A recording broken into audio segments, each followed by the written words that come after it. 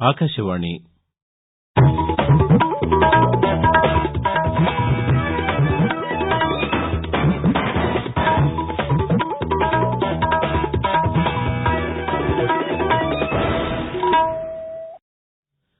ప్రాంతీయ వార్తలు చదువుతున్నది పోపూరి మురళీకృష్ణ ప్రసాద్.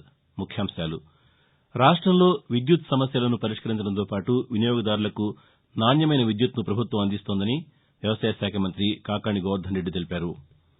తడిసిన ప్రతి ధాన్యపు గింజను రైతుల నుంచి కొనుగోలు చేస్తామని పౌర సరఫరాల శాఖ మంత్రి కారుమూరి నాగేశ్వరరావు పేర్కొన్నారు. ఈ ఆర్థిక సంవత్సరం మొదటి మాసంలో విశాఖ స్టీల్ ప్లాంటు రికార్డు స్థాయిలో ఉత్పత్తి సాధించిందని కేంద్ర ఉక్కు శాఖ తెలిపింది. విశ్వకవి, భారత జాతీయ గీతం జనగణమన సృష్టికర్త, నోబెల్ పురస్కార గ్రహీత రవీంద్రనాథ్ ఠాగూర్ జయంతి ఈరోజు. బంగాళాఖాతంలో ఉపరితల ఆవర్తనాల ప్రభావంతో రాష్ట వ్యాప్తంగా రాగల 2-3 రోజుల్లో తేలికపాటి నుంచి ఒక మోస్తరు వర్షాలు కురిసే అవకాశం ఉంది. మోచా తుఫాను పట్ల అధికారులు అప్రమత్తంగా ఉండాలని తుఫాను ప్రత్యేక అధికారి, survey and land records commissioner Siddharth Jain ఆదేశించారు. రాష్టంలో విద్యుత్ సమస్యలను పరిష్కరించడంతో పాటు వినియోగదారులకు నాణ్యమైన విద్యుత్తును ప్రభుత్వం అందిస్తోందని వ్యవసాయ శాఖ మంత్రి కాకాణి గోవర్ధన్ రెడ్డి తెలిపారు. శ్రీ పొట్టి శ్రీరాములు నెల్లూరు జిల్లా పొదలకూరు మండలం తోడేరు గ్రామంలో 2,60,00,000 రూపాయల వ్యయంతో ఏర్పాటు చేసిన విద్యుత్ ఉప కేంద్రాన్ని తిరుపతి పార్లమెంటు సభ్యులు ఎం. గురుమూర్తితో కలిసి ఈరోజు ఆయన ప్రారంభించారు. ఈ సబ్స్టేషన్ నిర్మాణం వల్ల 6 గ్రామాలకు నాణ్యమైన విద్యుత్ అందుతుందని మంత్రి ఈ సందర్భంగా తెలియజేశారు. తడిసిన ప్రతి ధాన్యపు గింజను రైతుల నుంచి కొనుగోలు చేస్తామని పౌర సరఫరాల శాఖ మంత్రి కారుమూరి వెంకట నాగేశ్వరరావు చెప్పారు. గత 3 రోజులుగా పశ్చిమ గోదావరి జిల్లా తాడేపల్లిగూడెం, తణుకు, నిడదవోలు నియోజకవర్గాల్లో రాష్ట, జిల్లా అధికారులతో పర్యటించి తడిసిన ధాన్యాన్ని ఆయన పరిశీలించారు. కల్లాల్లో ఉన్న ప్రతి ధాన్యం గింజను ప్రభుత్వం సేకరిస్తుందని మంత్రి ఈ సందర్భంగా హామీ ఇచ్చారు. రైతులు ఆందోళన చెందవలసిన అవసరం లేదని స్పష్టం చేశారు. రైతుల నుంచి ధాన్యం కొనుగోలు చేసిన తర్వాత నగదు వారి ఖాతాల్లో జమ చేస్తామని మంత్రి వెల్లడించారు. శ్రీకాకుళం జిల్లా ఉద్దానం ప్రాంతంలో దాదాపు 700 కోట్ల రూపాయల వ్యయంతో నిర్మితమవుతున్న ప్రాజెక్టు వచ్చే నెల 15వ తేదీ నాటికి సిద్దం కావాలని రాష్ట పశుసంవర్ధక, మత్స్యశాఖ మంత్రి డాక్టర్ సీదిరి అప్పలరాజు అధికారులను ఆదేశించారు. శ్రీకాకుళం జిల్లా కలెక్టర్ కార్యాలయంలో ఉద్దానం ప్రాజెక్టు పనుల పురోగతిపై ఆయన సమీక్షించారు. ఈ ప్రాజెక్టుకు ఉన్న ప్రాధాన్యతను అధికారులు గుర్తించి పనులు వేగవంతం చేయాలని సూచించారు. పైపు లైన్లు, పంపు సెట్లు, విద్యుత్తు, భూ సమస్యలు, ఇతర సమస్యలను గుర్తించి పరిష్కారానికి కృషి చేయాలని ఆదేశించారు. జూన్ 5 నాటికి పూర్తయిన పనుల ప్రగతిని తమకు వివరించాలని మంత్రి స్పష్టం చేశారు. ఈ ఆర్థిక సంవత్సరం మొదటి మాసంలో విశాఖ స్టీల్ ప్లాంటు రికార్డు స్థాయిలో ఉత్పత్తి సాధించిందని కేంద్ర ఉక్కు శాఖ ఒక ప్రకటనలో తెలిపింది. పరిశ్రమ ఏర్పడిన నాటి నుంచి ఇప్పటి వరకు ఏప్రిల్లోనూ సాధించిన విధంగా ఉక్కు ఉత్పత్తి జరిగిందని పేర్కొంది. 4.19 లక్షల టన్నుల హాట్ మెటల్ను ఇక్కడి 2 బ్లాస్ట్ ఫర్నేస్ ఆపరేషన్ల ద్వారా సంస్థ సాధించిందని, గత ఏడాది ఏప్రిల్తో పోలిస్తే ఇది 20% అధికమని వివరించింది. బ్లాస్ట్ ఫర్నేస్ 1లో 2.02 లక్షల టన్నులతో 14%, బ్లాస్ట్ ఫర్నేస్ 2లో 2.17 లక్షల టన్నులతో 26% వృద్ధి సాధించి హాట్ మెటల్ను ఉత్పత్తి చేశారని ఉక్కు శాఖ వెల్లడించింది.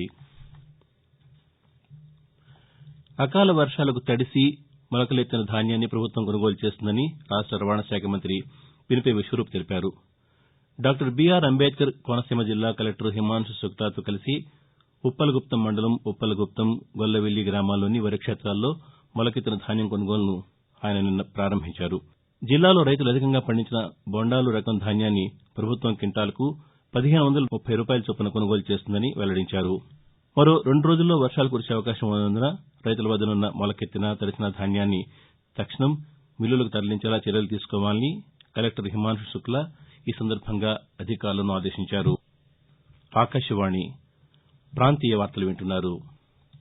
ఆగ్నేయ బంగాళాఖాతంలో నిన్న ఒక ఉపరితల ఆవర్తనం ఏర్పడిందని, ఇది రేపటికి అల్పపీడనంగా మారి ఆ తర్వాత వాయుగుండంగా మారే అవకాశం ఉందని వాతావరణ శాఖ తెలిపింది. అనంతరం ఆగ్నేయ దిశగా కదిలి 9వ తేదీ నాటికి తుపానుగా మారి ఉత్తర దిశగా మయన్మార్ వైపు కదిలే అవకాశాలు ఎక్కువగా ఉన్నాయని అధికారులు పేర్కొన్నారు. అయితే ఈ తుపాను ప్రభావం రాష్టంపై పెద్దగా ఉండకపోవచ్చని, అల్పపీడనం వాయుగుండంగా ఉన్నంత వరకు కొంతమేర వర్షాలు కురుస్తాయని అంచనా వేస్తున్నారు. మరోవైపు తమిళనాడు తీరంలో నైరుతి బంగాళాఖాతంలో కూడా ఒక ఉపరితల ఆవర్తనం ఏర్పడిందని, దీని ప్రభావంతో రాగల 2-3 రోజులు రాష్టంలో తేలికపాటి నుండి ఒక మోస్తరు వర్షాలు కురుస్తాయని అమరావతిలోని భారత వాతావరణ కేంద్రం తెలిపింది. మోచా తుఫాను పట్ల అధికారులు అప్రమత్తంగా ఉండాలని తుఫాను ప్రత్యేక అధికారి, survey and land records commissioner Siddharth Jain ఆదేశించారు. శ్రీకాకుళం కలెక్టరేట్లో నిన్న ఆయన అధికారులతో తుఫాను ముందస్తు చర్యలపై సమావేశం నిర్వహించారు. ఈ సందర్భంగా మాట్లాడుతూ గత అనుభవాలను దృష్టిలో పెట్టుకుని తీర ప్రాంత మండలాలు, నదీ పరివాహక గ్రామాల ప్రజలకు ముందస్తుగా సమాచారం ఇవ్వాలని ఆదేశించారు. తుఫాను సమయంలో అధికారులకు సెలవులు రద్దు చేయాలని సూచించారు. కలెక్టరేట్లో కంట్రోల్ రూమ్ ఏర్పాటు చేశామని 0892240557 నంబరు అందుబాటులో ఉంటుందని వెల్లడించారు. విశ్వకవి, భారత జాతీయ గీతం జనగణమన సృష్టికర్త, నోబెల్ పురస్కార గ్రహీత రవీంద్రనాథ్ ఠాగూర్ జయంతి ఈరోజు. 1861 మే 7వ తేదీన కలకత్తాలో జన్మించిన ఆయన బాల్యంలోనే అనేక పద్యాలు, వ్యాసాలు రాశారు. రవీంద్రనాథ్ రచనల్లో గీతాంజలి కావ్యం చాలా గొప్పది. ఈ కావ్యానికి ఆయనకు నోబెల్ పురస్కారం లభించింది. జనగణమన గీతాన్ని భారత రాజ్యాంగ సభ 1950 జనవరి 24వ తేదీన జాతీయ గీతంగా ఆమోదించింది. ఆయన 1941 ఆగస్టు 7వ తేదీన తుదిశ్వాస విడిచారు. రవీంద్రనాథ్ ఠాగూర్ జయంతిని పురస్కరించుకుని ఆకాశవాణి ద్వారా జనగణమన గీతాన్ని ఆయన గళంలోనే విందాం. జనగణమన అధినాయక జయ హే భారత భాగ్య విధాత పంజాబ్.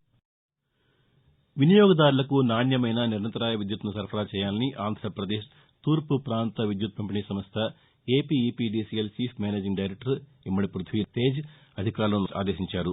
సంస్థ పరిధిలోని 5 సర్కిళ్లకు సంబంధించిన అధికారులతో విశాఖపట్నంలో ఆయన నిన్న సమీక్షా సమావేశాన్ని నిర్వహించారు.